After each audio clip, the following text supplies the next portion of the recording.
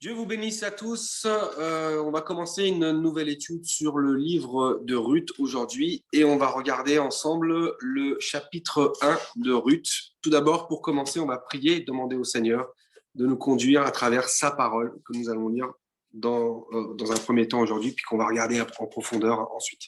Donc, élevons nos voix vers le Seigneur.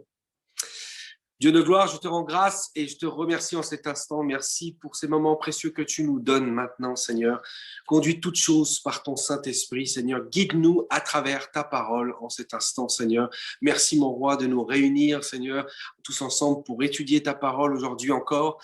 Et permets-nous ce soir, Seigneur Jésus-Christ, mon roi, de pouvoir plonger nos regards dans ta parole, Seigneur. Éclaire ta parole, Seigneur, par ton Saint-Esprit. Conduis toutes choses, Seigneur. Guide-nous, Seigneur, et enseigne-nous de nouvelles choses, Seigneur. Je te remercie et te rends grâce en cet instant dans le nom de Jésus. Amen. Amen. Donc, on va lire ensemble tout d'abord le livre de Ruth, enfin, le premier chapitre du livre de Ruth. Donc, je vous laisse prendre le livre de Ruth tout de suite. Alors, le livre de Ruth, il est plutôt bien placé par rapport à sa date historique de ce qu'on peut penser. Il est entre le livre des Juges et les livres de Samuel, le premier Samuel. Donc, vous allez le trouver à la fin, enfin, après les Juges et juste avant 1 Samuel. Donc, on va d'abord lire le premier chapitre de Ruth et on va voir ce qu'on peut en dire aujourd'hui. Je vous laisse un instant pour trouver donc le livre de Ruth, chapitre 1. Donc, je vais lire le livre de Ruth au chapitre 1. Du temps des juges, il y eut une famine dans le pays. Un homme de Bethléem, de Juda, partit avec sa femme et ses 2 fils pour faire un séjour dans le pays de Moab. Le nom de cet homme était Elimelech, celui de sa femme Naomi, et ses 2 fils s'appelaient Machlon et Kiljon. Ils étaient Ephratiens de Bethléem, de Juda. Arrivés au pays de Moab, ils y fixèrent leur demeure. Elimelech, mari de Naomi, mourut, et elle resta avec ses 2 fils.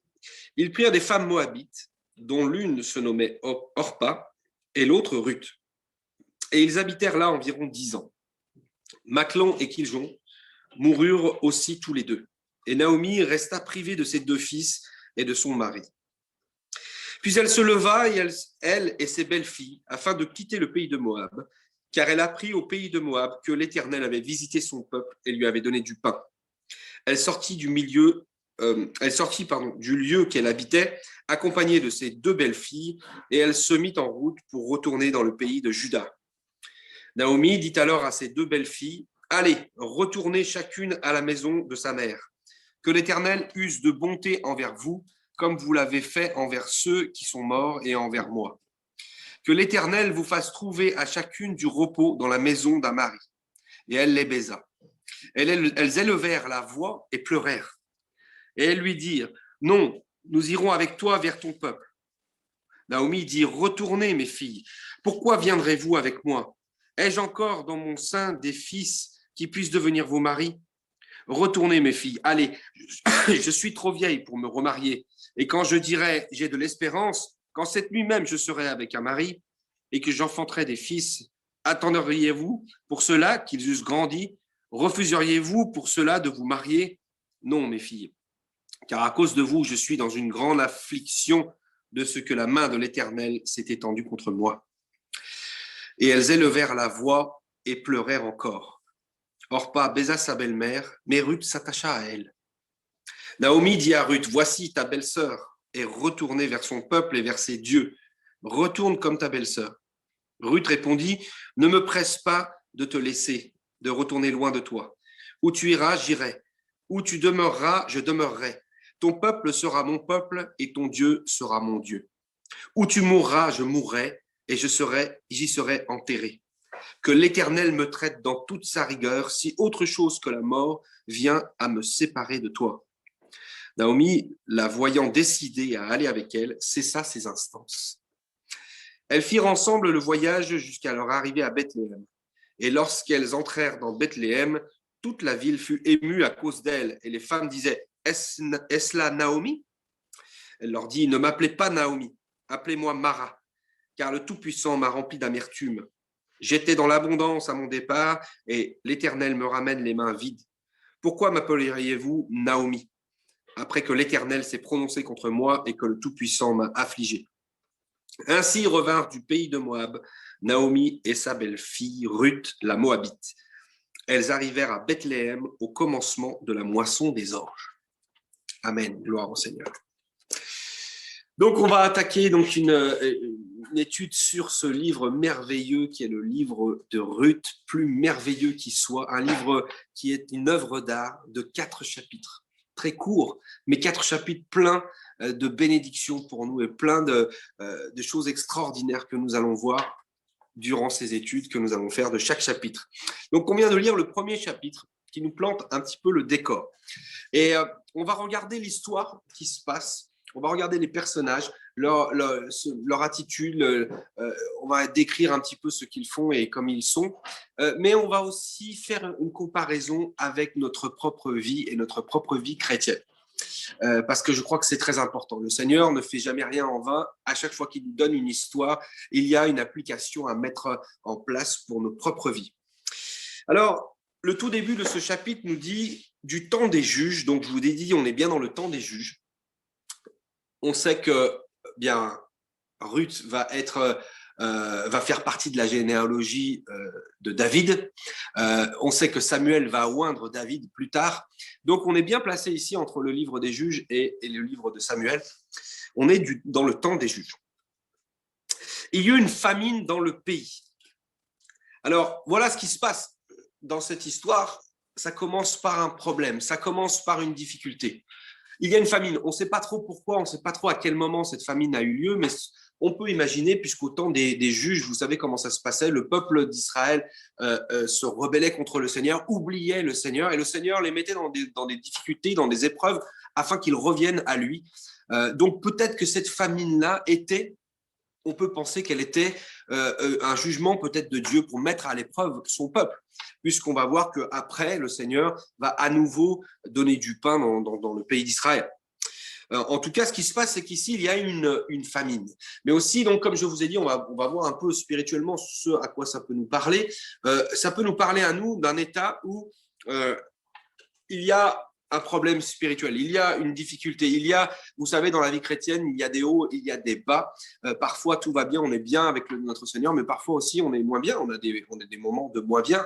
Et je pense qu'on peut considérer cette famine comme un moment de moins bien. Un homme de Bethléem, de Juda, partit avec sa femme et ses 2 fils pour faire séjour dans le pays de Moab. Alors voilà ici un homme, ce qui est le centre de cette histoire finalement. C'est cet homme qui va nous intéresser pour l'instant, parce que cet homme, en fait, qui habite donc à Bethléem. Bethléem, ça veut dire maison du pain. Donc, il habite dans la maison du pain, là où il y a du pain, justement. Mais comme il y a une difficulté, il y a une famine, le Seigneur met à l'épreuve son peuple. La première chose que cet homme pense à faire, c'est de s'en aller, c'est d'aller voir ailleurs, c'est d'aller voir dans un pays étranger. Mais ce n'est pas n'importe quoi, puisqu'il va à Moab. Moab qui est un ennemi d'Israël. Moab qui représente en fait dans ce livre le monde. En fait, à la moindre difficulté, cet homme va abandonner la maison du pain, la maison que le Seigneur lui donne, la maison où le Seigneur donne le pain en abondance. Il va l'abandonner pour partir dans le monde, pour partir à Moab, dans un pays étranger, où là, on a vu l'histoire, on a lu le chapitre, on ne va pas lui arriver que de bonnes choses. Mais ça doit nous parler à nous que dans les difficultés, dans les moments de moins bien, comme je l'ai dit, on ne doit pas se laisser aller à partir dans le monde. Bien au contraire, si on est dans la maison du pain, si on est dans la maison de Dieu et que le Seigneur nous nourrit, restons bien au contraire fixés avec lui. Verset 2 nous dit, le nom de cet homme était Elimelech. Alors Elimelech, ça veut dire mon Dieu est roi. Celui de sa femme, Naomi, et de ses 2 fils s'appelaient Machlon et Kiljon. Alors Naomi, ça veut dire ma gracieuse ou mes délices. Et Machlon et Kiljon, ça veut respectivement dire malade et languissant. Ils étaient Éphratiens de Bethléem, de Juda. Arrivés au pays de Moab, ils y fixèrent leur demeure. Alors, on voit donc bien clairement qu'ici, ils viennent de Bethléem, donc la maison du pain, comme je vous l'ai dit, et aussi de Juda. Et ça a beaucoup d'importance, puisqu'ici, on parle de la généalogie de David.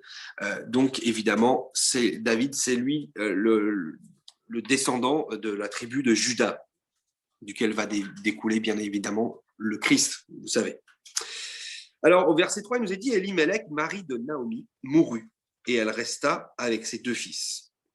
Première conséquence du fait que Elimelech a décidé de quitter la maison du Seigneur, de quitter le pays de la bénédiction de Dieu et de la maison du pain, la première conséquence, c'est qu'il meurt. Il meurt et maintenant, il nous est dit que Naomi reste avec ses 2 fils.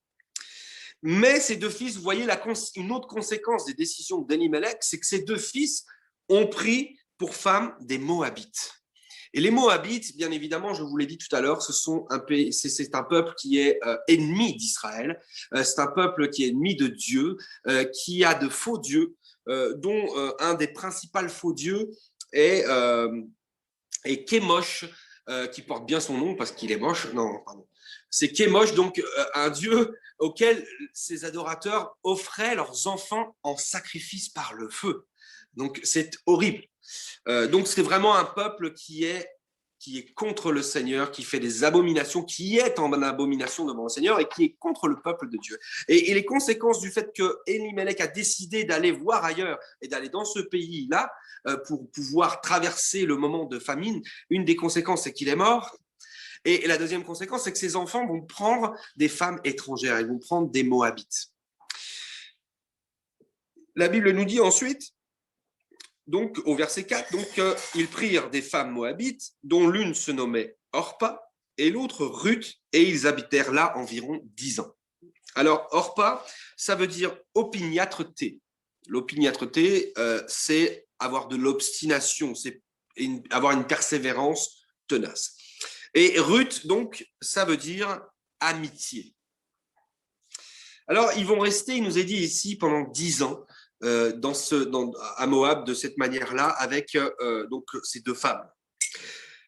Ça a une importance parce que pendant 10 ans, vous pouvez imaginer la relation que vont avoir Orpa et Ruth avec Naomi. Pendant 10 ans, elles vont être avec leur belle-mère et évidemment, elles vont apprendre à connaître Naomi, à aimer Naomi et aussi également à aimer les coutumes de Naomi, et notamment le Dieu auquel elle croit, le Dieu unique. Au verset 5, il nous est dit « Machlon et Kiljon moururent aussi tous les 2, et Naomi resta privée de ses 2 fils et de son mari. » Dernière conséquence du fait d'être partie dans le monde pour échapper à une difficulté, à une épreuve, au lieu de rester bien ancré dans le pays où le Seigneur offre le pain, comme je l'ai dit depuis tout à l'heure. Dernière conséquence, les 2 fils vont mourir. Les 2 fils de Naomi vont mourir. Alors là, vous savez comment ça se passe. L'homme est la tête dans la famille. C'est lui qui prend les responsabilités. Naomi a-t-elle une responsabilité dans le fait qu'ils soient tous partis à Moab? Non, elle n'en a aucune, parce que c'est Elimelech qui a pris la décision en tant que père de famille, en tant que mari de Naomi, c'est lui qui a pris la décision de partir à Moab. Mauvaise décision, très mauvaise décision, il en est mort. Ensuite, c'est ses fils. Bien évidemment, Naomi, elle n'est toujours pas tête de famille. Maintenant que son mari est mort, ses 2 fils qui sont là, sont eux responsables de la famille. Ils ne décident toujours pas de rentrer en Israël, mais ils décident de s'établir, de prendre des femmes dans ce pays-là et de rester pendant 10 ans dans ce pays-là. Mais on voit aussi que pendant ces 10 années, ils n'ont pas été bénis. Parce qu'il nous est dit quoi? Ils n'ont pas eu d'enfants. Ni avec Orpa, ni avec Ruth, il n'y a pas eu d'enfants. Donc, ils n'ont pas été bénis. Et finalement, ils finissent par mourir également, conséquence de leur décision de rester loin de Dieu. Maintenant, par contre, il se passe une chose, c'est que Naomi, elle est chef de famille maintenant. Maintenant que son mari n'est plus là et que ses enfants ne sont plus là, c'est elle qui va décider de ce qu'elle va faire et où elle va aller, où elle va rester, où elle va partir. D'accord? Donc le verset 6 nous dit « Puis elle se leva, elle et ses belles-filles, afin de quitter le pays de Moab, car elle a appris au pays de Moab que l'Éternel avait visité son peuple et lui avait donné du pain. Voilà ce qui se passe. Maintenant que Naomi est responsable d'elle-même et de sa maison, elle décide de retourner en Israël. Elle décide de retourner à la maison du pain. Et en plus, elle apprend que son Dieu a visité son peuple et qu'il lui a donné du pain à nouveau. Donc, sa décision maintenant, elle qui est libre de choisir ce qu'elle veut faire, si elle veut rester à Moab ou si elle veut rentrer chez elle, elle prend la décision immédiatement de rentrer chez elle. D'accord ? Alors, bien sûr, ça nous parle spirituellement à nous, comme je l'ai dit tout à l'heure, des difficultés qui peuvent nous traverser notre vie chrétienne et des décisions que l'on va prendre. On peut avoir des mauvais moments, des passages de famine spirituelle, mais en aucun cas nous devons retourner dans le monde. En aucun cas nous devons nous éloigner de Dieu. Bien au contraire, nous devons rester fermes, nous devons rester avec le Seigneur. Tant que c'est à nous de prendre la décision, notre décision doit être de rester dans la maison de Dieu, doit être de rester dans la maison du pain le plus possible pour être nourri par le Seigneur, quoi qu'il arrive. Même pendant les moments de famine, le Seigneur nourrit son peuple, nourrit son serviteur. Amen. Donc, Naomi, elle n'est pas responsable parce que c'est pas elle qui a décidé de partir. C'est pas elle qui a décidé non plus de rester après. Mais quand elle a eu le pouvoir de décision, elle a pris la bonne décision. Donc, nous, ça doit nous montrer que si tant qu'on a le pouvoir, tant qu'on peut décider véritablement de ce qu'on veut faire, eh bien, restons dans la maison de Dieu. Le verset 8 nous dit, Naomi dit alors à ses deux belles filles, allez, retournez chacune à la maison de sa mère. Que l'Éternel use de bonté envers vous, comme vous l'avez fait envers ceux qui sont morts et envers moi. Donc, Naomi, maintenant, est consciente qu'elle n'a absolument plus rien à offrir à ces deux belles filles qu'elle aime et pour qui elle conseille de rentrer chez elle. Elle leur conseille de retourner dans leur famille et de rester dans leur pays, de retourner dans leur famille, de retourner vers leur Dieu, parce qu'elle n'a absolument plus rien à leur offrir. Elle qui est venue à Moab riche, elle qui est venue à Moab avec un mari, avec des enfants, elle n'a absolument plus rien maintenant. Elle est veuve, elle n'a plus d'enfants, elle n'a plus d'espérance non plus, elle n'a plus de descendance possible et elle n'a plus rien à offrir à ses belles filles, absolument rien. Donc la seule chose qu'elle trouve à leur dire maintenant dans ce moment, c'est les bénir en leur disant que l'Éternel use de bonté envers vous, mais retournez chez vous, retournez chez vos parents. Elle les remercie en leur disant que l'Éternel vous bénisse comme vous, qu'il use de bonté envers vous, comme vous avez usé de bonté envers moi et envers ceux qui sont morts, c'est-à-dire envers mes enfants, envers vos maris avec qui vous avez été bonnes, quoi. Mais elle va leur dire maintenant, rentrez chez vous. Au verset 9, que l'Éternel vous fasse trouver à chacune du repos dans la maison d'un mari. Et elle les baisa. Elles élevèrent la voix et pleurèrent et lui dirent, non, nous irons avec toi vers ton peuple. Donc ici, on voit que Naomi d'abord bénit ces deux belles filles en leur disant que l'Éternel vous fasse trouver à chacune du repos dans la maison d'un mari. Donc elle les bénit, elle ne veut que de bonnes choses pour elle, ok. Mais on voit donc que ces deux belles filles aiment profondément Naomi. Elles aiment Naomi. Pourquoi elles aiment Naomi? Parce qu'elles ont passé 10 années avec cette femme et qu'elles ont vu que cette femme est extraordinaire, que cette femme, elle est très bonne, que cette femme, elle est croyante de son Dieu unique et qu'elle leur a appris beaucoup de choses par rapport à son Dieu unique et que ça leur a plu, que ça les a touchés et qu'elles aiment profondément cette femme. Moi, ça me fait penser au fait que nous sommes chrétiens et que les gens du monde peuvent nous apprécier, peuvent nous aimer pour ce que nous sommes, parce que nous sommes différents, parce que nous avons la foi, parce que nous sommes fidèles, parce que nous sommes honnêtes, parce que nous sommes droits, parce que nous sommes des chrétiens et que être un chrétien, c'est avoir beaucoup de qualités aussi qui peuvent être appréciées par ceux qui ne connaissent pas forcément notre Dieu, qui n'aiment pas forcément notre Dieu, qui ne veulent pas forcément s'engager avec notre Dieu, mais qui nous aiment beaucoup à nous.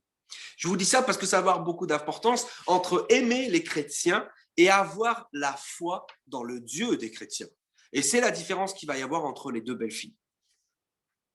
Alors, donc ici, on voit qu'elles pleurent toutes les deux parce qu'elles se trouvent devant une situation où elles vont devoir abandonner Naomi et elles n'ont pas envie. Donc elles pleurent et elles disent à Naomi, non, nous irons avec toi vers ton peuple. Elles sont toutes les deux en fait décidées à ce moment-là.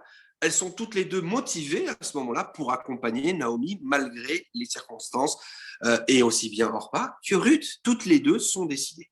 Et toutes les deux pleurent. Mais il nous a dit au verset 11, Naomi dit, retournez mes filles, pourquoi viendrez-vous avec moi? Ai-je encore dans mon sein des fils qui puissent devenir vos maris?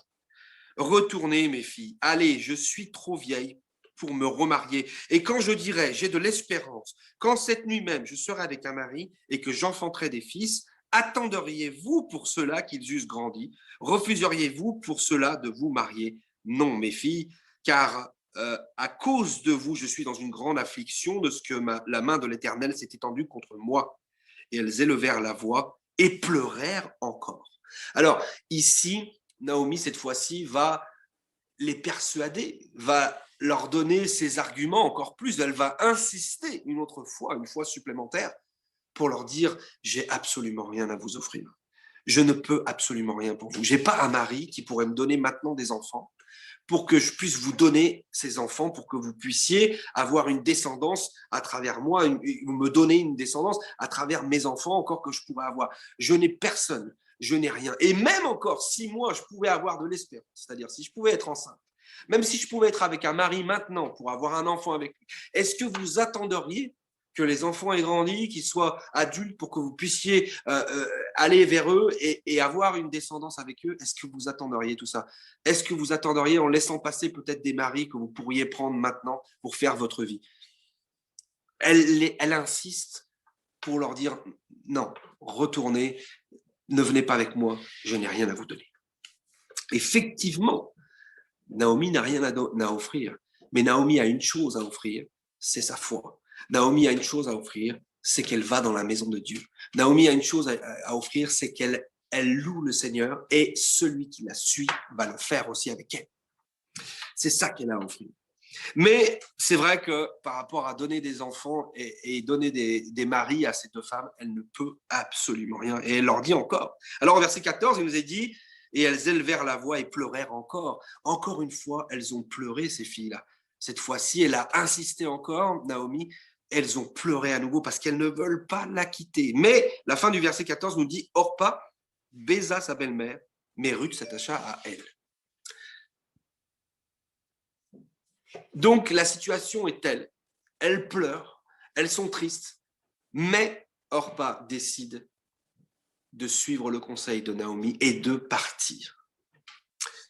Elle va partir et ça nous parle de ceux, comme je vous disais, qui peuvent nous aimer parce que nous sommes chrétiens et qu'ils aiment bien comme nous sommes. Mais par contre, quand il s'agit d'avoir la foi dans le Dieu auquel nous croyons, il n'y a plus personne. Orpa aimait profondément Naomi, mais par contre, elle n'aimait pas suffisamment le Dieu unique, elle n'aimait pas suffisamment l'Éternel, et elle surtout n'avait pas de foi dans l'Éternel pour se dire, malgré tout, je vais suivre l'Éternel, et l'Éternel, dans sa grande bonté, va me bénir. Parce que c'est ça la foi dans l'Éternel. Ceux qui veulent bien nous suivre parce qu'ils nous aiment bien, c'est une chose, mais il faut qu'ils aillent plus loin, dans le sens où il faut qu'ils fassent un pas supplémentaire, un pas de foi, pour suivre notre Dieu et pour qu'il soit leur Dieu à présent. Et c'est ce que va faire Ruth, mais c'est ce que ne fera pas Orpa. Alors, au verset 15, Naomi, pour la troisième fois, va insister et va dire à Ruth, « Voici ta belle-sœur est retournée vers son peuple et vers ses dieux. Retourne comme ta belle-sœur. » Encore une troisième fois, Naomi va dire à Ruth, « Pars, ne me suis pas. » Elle va dire, Orpa, ta belle-sœur, elle est retournée vers les siens, est retournée vers son peuple et vers ses dieux. Mais je vous l'ai dit, qui sont ces dieux? Qui est moche, ce Dieu qui est horrible, auquel il faut sacrifier des enfants par le feu. C'est ça vers quoi elle se retourne, Orpa, vers ce monde horrible, vers les dieux de ce monde horrible. Nous qui sommes croyants, nous avons été sauvés de ces dieux-là, nous avons abandonné ces dieux-là pour venir auprès du Dieu unique, de Dieu éternel, du seul vrai Dieu, du Dieu vivant. Amen. Gloire au Seigneur. Pour rien au monde, nous ne reviendrons en arrière, frères et sœurs. C'est merveilleux de suivre le Dieu merveilleux qui a créé ce monde, l'Éternel des armées. Orpa, malheureusement, va retourner vers de faux dieux et elle ne sera pas bénie. On ne connaît pas son histoire, on ne sait pas ce qui va lui arriver. Mais si elle a des enfants, peut-être qu'elle sera obligée même de les faire passer par le feu pour ces faux dieux qu'elle va retrouver. Le verset suivant est un passage merveilleux qu'on va lire, le verset 16, où Ruth répondit « Ne me presse pas de te laisser, de retourner loin de toi. Où tu iras, j'irai. Où tu demeureras, je demeurerai. Ton peuple sera mon peuple et ton Dieu sera mon Dieu. Où tu mourras, je mourrai et j'y serai enterré. Que l'Éternel me traite dans toute sa rigueur si autre chose que la mort vient à me séparer de toi. » Et ça, c'est merveilleux, frères et sœurs. La déclaration de Ruth, qui est une Moabite, qui est une étrangère au Dieu d'Israël, qui est une femme de ce pays-là qui a de faux dieux et qui a de fausses croyances et qui ne connaît pas l'Éternel. Cette femme-là a appris pendant ces 10 ans auprès de Naomi à connaître l'Éternel, à voir les bénédictions. Parce que même si son mari est mort, même si son beau-père est mort, elle a vu à travers Naomi les bénédictions de l'Éternel. Elle a vu la foi de Naomi, une foi qu'elle a voulu adopter, une foi qu'elle a voulu prendre pour elle, une foi qu'elle a maintenant, et elle est prête à suivre Naomi, alors que Naomi n'a absolument rien à lui offrir, à part une vie difficile, à part marcher jusqu'à Bethléem, déjà dans un premier temps, dans la difficulté, arriver dans la honte et l'amertume à Bethléem avec absolument plus rien. Elle qui était partie chargée, elle qui était partie bénie, elle revient avec absolument plus rien. Ruth a décidé d'être avec elle, de rester avec elle, de s'attacher à elle et de le faire parce qu'elle veut que son Dieu soit son Dieu, que le Dieu de Naomi devienne son propre Dieu. Amen. Et sa déclaration, elle est merveilleuse. Elle lui dit, où tu iras, j'irai. Où tu demeureras, je demeurerai. Ton peuple sera mon peuple et ton Dieu sera mon Dieu. Où tu mourras, je mourrai et j'y serai enterré. Et la phrase qu'elle va dire ici, c'est une phrase qu'on a pu entendre dans la bouche de quelqu'un comme Abraham, pas dans la bouche d'une Moabite. Elle va dire que l'Éternel me traite dans toute sa rigueur. Vous avez déjà entendu ça? Que l'Éternel me traite dans toute sa rigueur. C'est une expression de quelqu'un qui croit dans le seul Dieu, dans le Dieu unique. Amen. C'est une expression qu'on a pu entendre dans la bouche d'Abraham. Que l'Éternel me traite dans toute sa rigueur, si autre chose que la mort vient à me séparer de toi. Quelle foi extraordinaire. Je vous ai dit, il y a des gens qui nous aiment bien, mais il y en a d'autres qui peuvent avoir la foi dans le Seigneur et qui peuvent nous suivre parce qu'ils ont leur foi dans le Seigneur.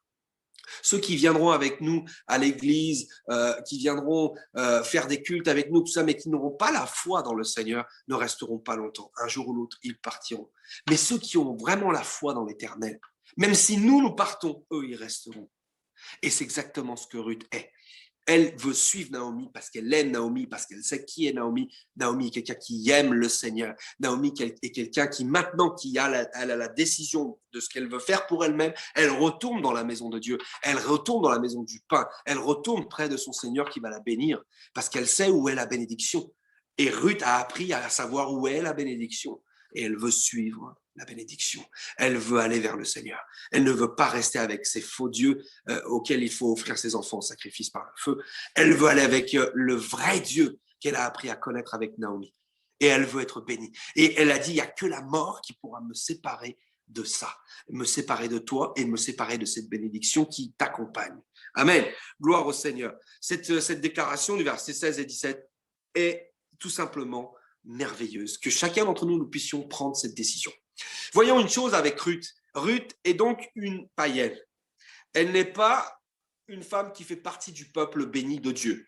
Elle ne fait pas partie de l'héritage, elle ne fait pas partie de ce peuple qui a eu les promesses, qui a eu les oracles, qui a eu, et vous le savez par la suite ensuite, la venue du Seigneur au milieu d'elle. Elle ne fait pas partie de ce peuple. Elle est une étrangère complètement à ce peuple.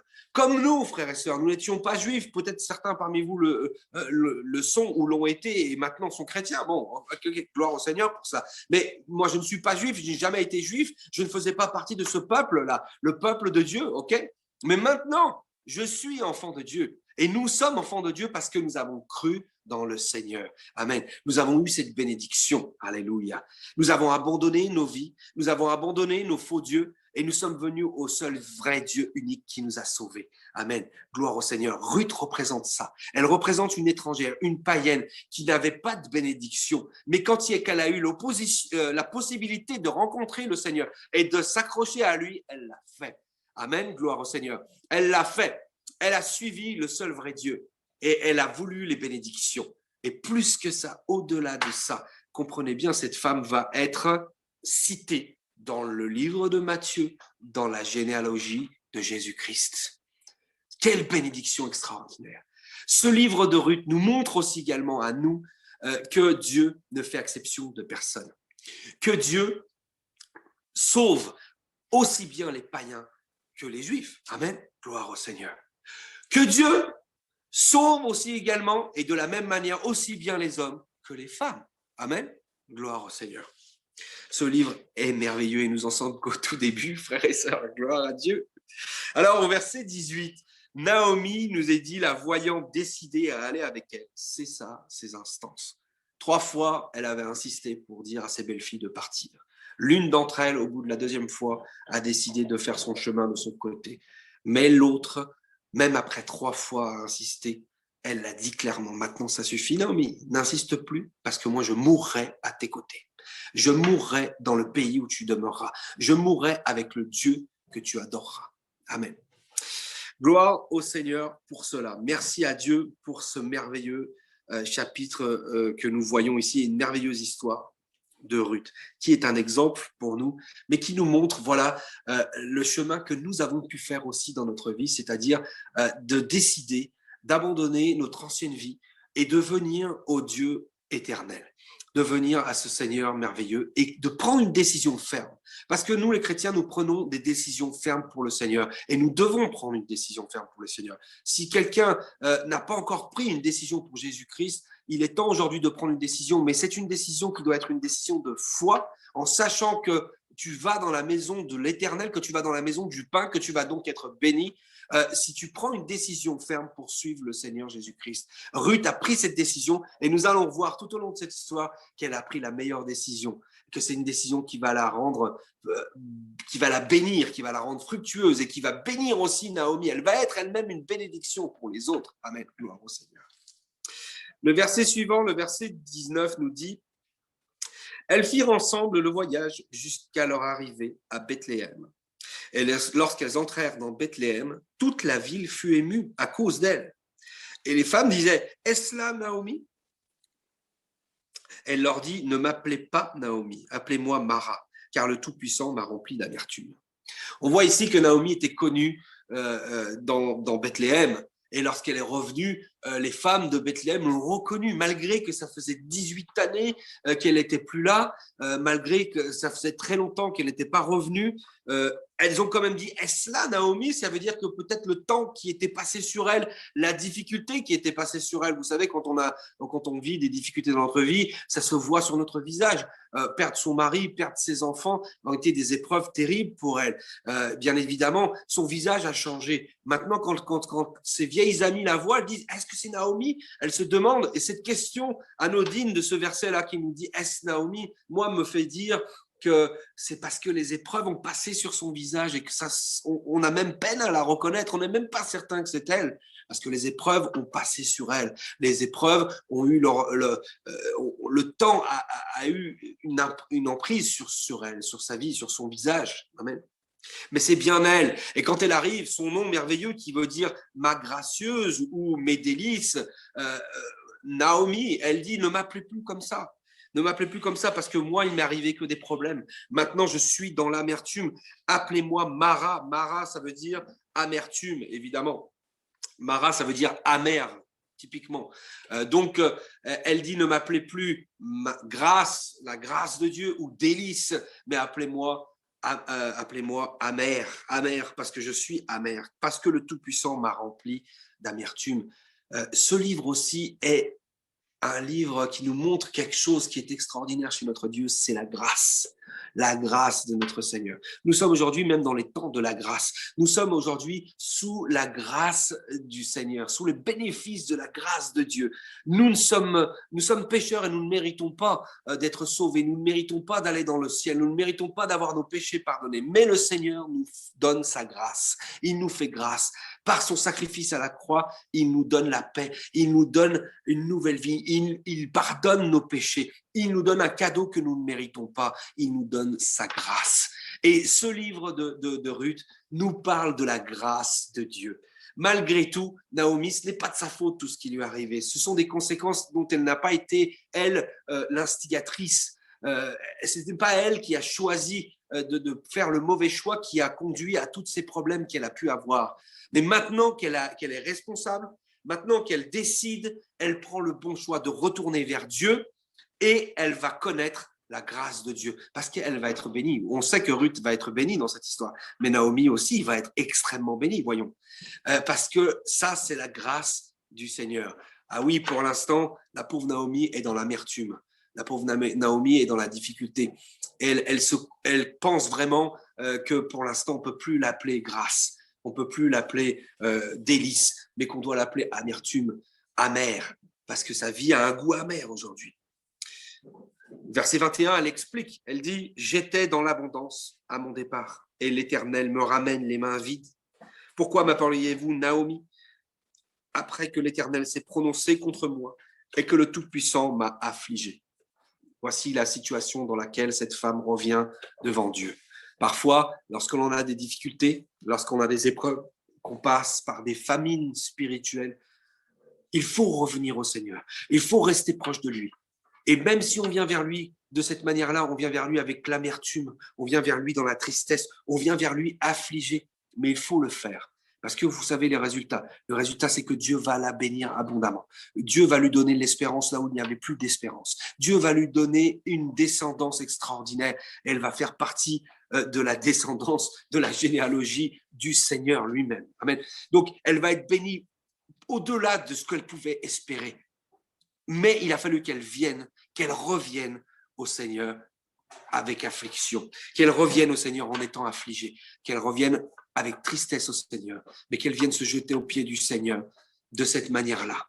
Parfois, frères et sœurs, si on passe par une épreuve, il ne faut pas abandonner Dieu. C'est ce que son mari avait fait. Il a abandonné la maison de Dieu. Il a abandonné la maison qui lui donnait du pain parce qu'il y a eu une épreuve qui est arrivée. C'était une faute. Et une faute que vous avez vue, il a payé chèrement. Mais Naomi, maintenant, qui est responsable, elle décide de retourner au Seigneur. Ça veut dire que si elle avait été responsable, elle ne serait pas partie d'Israël. Elle serait restée dans les mains du Seigneur. Et quoi qu'il arrive, Dieu l'aurait bénie. Parce que Dieu est fidèle. Et si nous sommes fidèles envers lui, il sera fidèle avec nous et il nous bénira. Et même dans les temps d'épreuve, si nous restons proches de Dieu, il nous bénira. Et c'est aussi ce que cette histoire veut nous dire. Le dernier verset de ce chapitre 1 nous dit « Ainsi revinrent du pays de Moab, Naomi et sa belle-fille Ruth, la Moabite. Elles arrivèrent à Bethléem au commencement de la moisson des orges. » Et je veux terminer avec ce dernier verset merveilleux, parce qu'il n'est pas, il n'est pas sans avoir une belle bénédiction également. Comme par hasard, elles arrivent effectivement au commencement de la moisson des orges. C'est-à-dire qu'elles retournent au Seigneur et le Seigneur a de l'abondance à leur donner. Le Seigneur est en train de bénir à fond son pays. Le Seigneur est en train de bénir et il va bénir, il va donner. C'est le commencement des moissons. Gloire au Seigneur. On termine sur ce chapitre, sur ce verset merveilleux et on verra donc la semaine prochaine le chapitre 2 de cette merveilleuse histoire qui est le livre de Ruth. Que Dieu vous bénisse à tous, mes frères et sœurs. Merci de suivre cet enseignement. On va prier pour remercier le Seigneur pour terminer. Que Dieu vous bénisse et soyez fidèles pour le prochain chapitre, la semaine prochaine pour le chapitre 2. Prions ensemble pour remercier le Seigneur. Seigneur de gloire, je te rends grâce et je te remercie en cet instant. Merci pour ta parole merveilleuse et pour ce livre merveilleux que nous étudions maintenant, Seigneur. Merci pour ces moments, Seigneur, de partage de ta parole, Seigneur, qui nous remplissent de bénédictions, Seigneur. Merci, mon roi, lorsque nous sommes affligés, lorsque nous sommes dans la difficulté, de nous aider à rester proches de toi, à rester dans la maison du pain, Seigneur, afin que tu nous bénisses, Seigneur. Et si nous sommes affligés, si nous sommes touchés, si nous sommes dans l'amertume, Seigneur, mon roi, nous savons que nous pouvons venir à tes pieds, Seigneur, pour recevoir à nouveau la bénédiction et pour être bénis, Seigneur, pour recevoir une moisson abondante de bénédiction qui vient de toi. Je te remercie aussi pour l'exemple de Ruth, qui est une femme qui s'est engagée pour te suivre, Seigneur, qui a pris une décision ferme pour suivre, Seigneur, ton peuple et pour te suivre à toi, Seigneur, mon roi. Fais que nous soyons comme elle, Seigneur, des chrétiens engagés, prêt à prendre une décision ferme pour te suivre jusqu'à la fin de nos jours, Seigneur, jusqu'à ton retour, jusqu'à ce que tu viennes nous chercher ou jusqu'à ce que la mort nous prenne, Seigneur. Oh Dieu de gloire, je te rends grâce et je te remercie pour ces moments merveilleux. Bénis mes frères et sœurs à travers ta parole qui est si belle, Seigneur, et conduis-nous, Seigneur, par ton Esprit Saint en tout temps. Je te rends grâce dans le nom de Jésus. Amen. Amen. Que Dieu vous bénisse, frères et sœurs.